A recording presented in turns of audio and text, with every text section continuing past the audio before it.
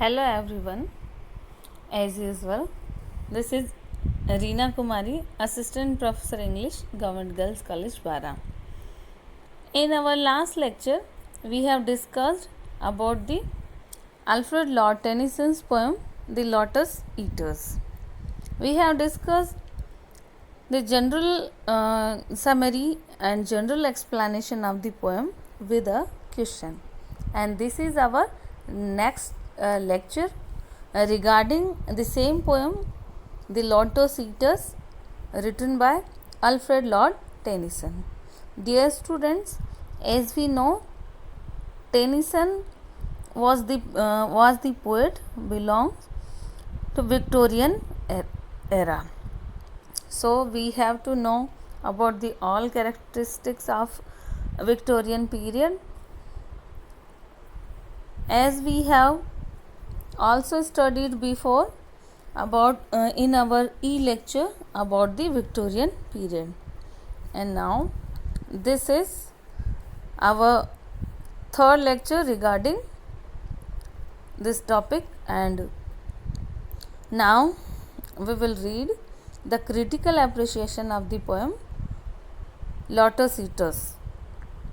And after finishing the critical appreciation of the poem, this lecture consists of assignment also.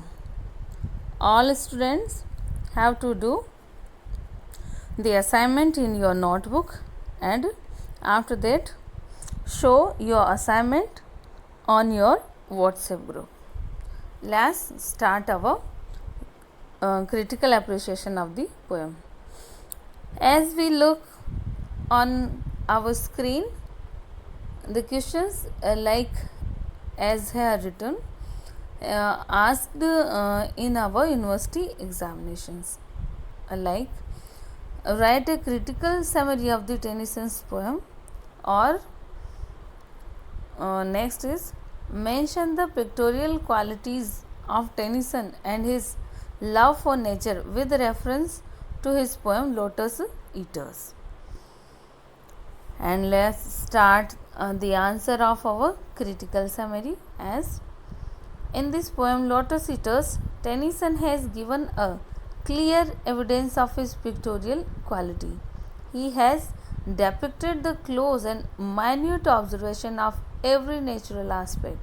Means here Tennyson also have some scientific aspect also. He depict the natural scene, he depict the all natural atmosphere of the poem Lotus Eaters and the landscapes of Lotus Eaters as scientifically also. So he has depicted the close and minute observation of the every natural aspect. The poem is full of natural imagery, fine picture of landscapes, rivers, mountains, seascapes, plants, etc. And second point, as we can mention in our critical appreciation, is the use of alliteration. Alliteration means the repetition of the consonantal sound in order to enhance the beauty of music. Tennyson uses alliteration to make this lyric more musical. Some example of the alliteration as follows. As we see the line, to the influence of mind-minded melancholy. In this line, the repetition of consonantal sound m in mind and minded melancholy. So in this line we can see the use of alliteration. Second example is, give us long rest or death dark, death or dreamful ease. Here is the repetition of consonantal sound d in this line. As we have seen in death d, dark d, again death and dreamful ease.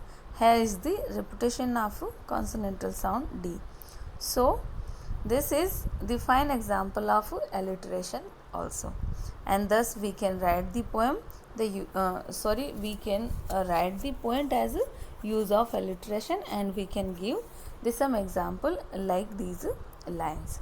And third point is the use of hyphenated words. Hyphenated words means when we see a dash between the two words, as Tennyson uses hyphenated words in his poems, and this one is not an exception.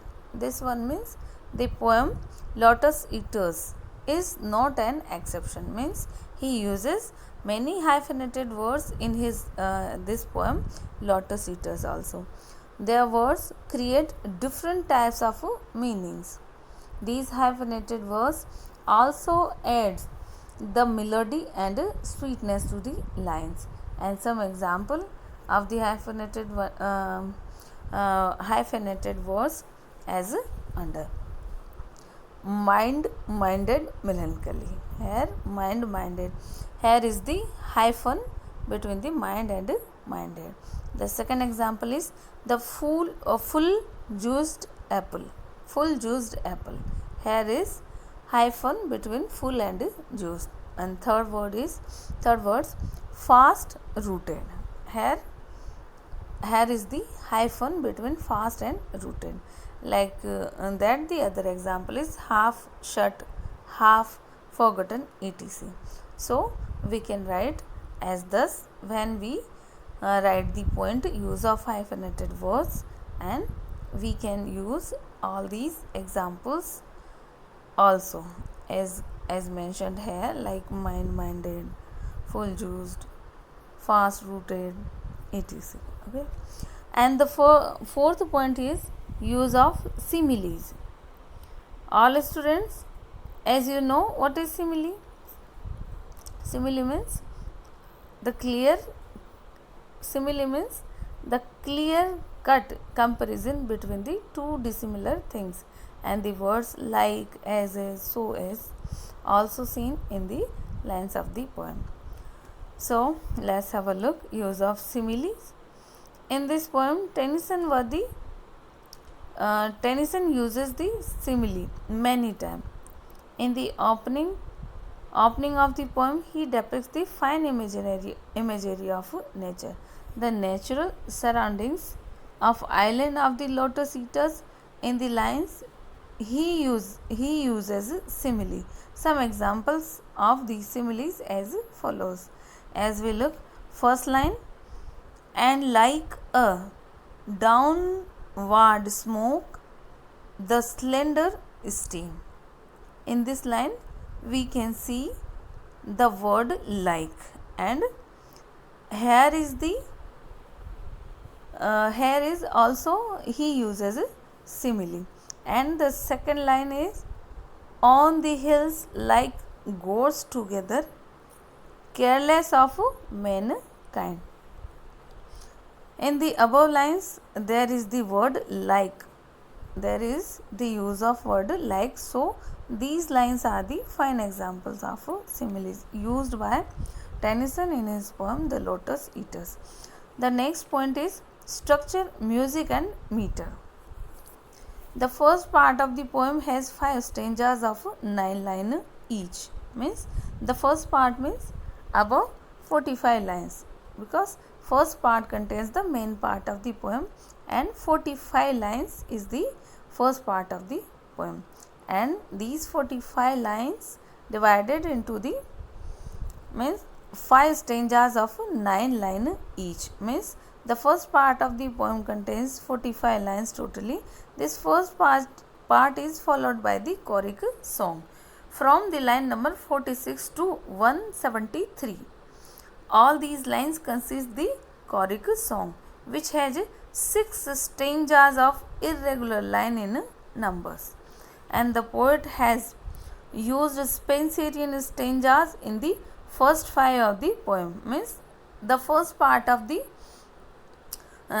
poem having 5 stanzas of 9 line, and the stanza of 9 line is considered as the Spenserian stanza. So we can say the poet has used the Spenserian stanza in the first 5 stanzas of the poem, and the meter is used irregular because it varies with the changing mood and emotions of the sailors in the choric song.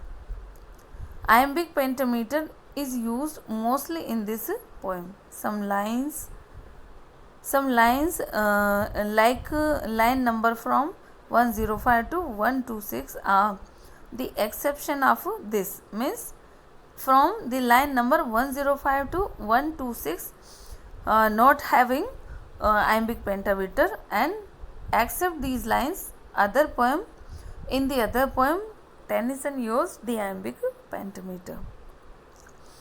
In this line the change in mood is very effective. And our next point is sixth point is as a lyric, means the poem Lotus Eaters as a lyric. Tennyson is considered as one of the greatest lyrical poet of the England. He creates fascinating and godly words and phrases. This poem has number of lyrical qualities like subjectivity, unity of thought and expression, melodious music and metrical lines, soft tuneful music. These are the qualities of this lyric. The slow moving, the fine lyric of Tennyson. The slow moving lines of this sweet lyric are enchanting, and this is the fine lyric of Tennyson. And our seventh point is the atmosphere of the poem, means Tennyson is a great Victorian poet, and he depicted the nature and natural atmosphere very beautifully, even very scientifically also, as we have seen in the poem Lotus Eaters. Then now let's have a look what is the atmosphere of the poem. What is the atmosphere? What is the atmosphere of the surroundings of the land of Lotus Eaters, etc. The atmosphere of the poem is languor, sensuous and melancholy, which suits to the mood of mariners. The natural imagery given in the poem about the island is so enchanting. The natural landscape impressed the mariners. The atmosphere of the island is so impressive that they decided to live permanently there. Here Tennyson combines the beauty of landscape with the beauty of drowsy and dreamy emotion of the mariners also. The romantic touch is given to the classical legend by the Tennyson. Means this poem is based on the classical legend. Classical means ancient Greek legend of Trojan War, as mentioned in the Homer's epic Odyssey, book 9th. So the atmosphere of the poem is apt to the mood of the mariner, as beautifully depicted by the poet here. And our next point is eighth point.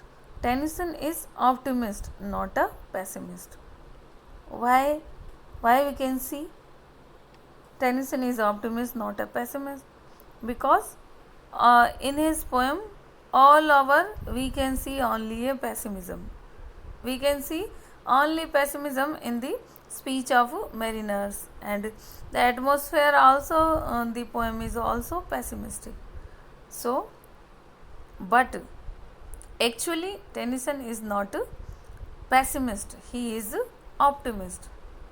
Let's look how Tennyson is an optimist. After reading this poem, some people think that Tennyson is a pessimist, although the mood of this poem is lethargy and indolence expressed in the choric song. But Tennyson is optimist about the human life. In fact, he had fought unsuccessfully against the evils of the Victorian world. Tired of his struggles, he tried to find peace of mind through this poem. By this poem, Tennyson shows a spirit of that time. Means by this poem he shows the spirit of the Victorian era. Then there was a conflict between the religion and science due to the Darwin's theory, and it is clearly reflects in his poem Lotus Eaters. This poem is written by Tennyson about pessimism in mood, but hero Ulysses represents human life full of action and strength also. Means Tennyson's hero Ulysses or Odysseus is not a pessimist. He is optimist and full of human life, full of action and full of toil. And dear students, we have finished our today's e-lecture, and with this lecture we have finished our first poem also, the Lotus Eaters, and this page contains your assignment. You have to write all answers of all these questions, and after solving the assignment paper, show your answers on your on the WhatsApp groups also. And this contains almost 2 questions. First question, write the answers of the following questions into 20 words. Means this is only a single line or 2-line questions. As first, to which literary period does Tennyson belong? Means that period of the Alfred Lord Tennyson. Second question is, mention the name of the 2 great Victorian poets, because we have studied in our previous lecture about the Victorian period. So easily you can write the answer of this question. Mention the name of 2 great Victorian poets. Third question is, what is the major facet of the Victorian age? Means what are the main characteristics of the Victorian age? As you can write in single or 2-line. Next question is, what were the factors that led to the Victorian scepticism? Scepticism means confusion. Means what factors that led the Victorian to the confusion? And fifth question is, how long this Trojan War continued? Trojan War means according to the Greek legend story, as mentioned, as based Alfred Lord Tennyson's poem Lotus Eaters based on this Greek legend, and the Trojan War also the part of this Greek legend. So this question regarding that, how long this Trojan War continued.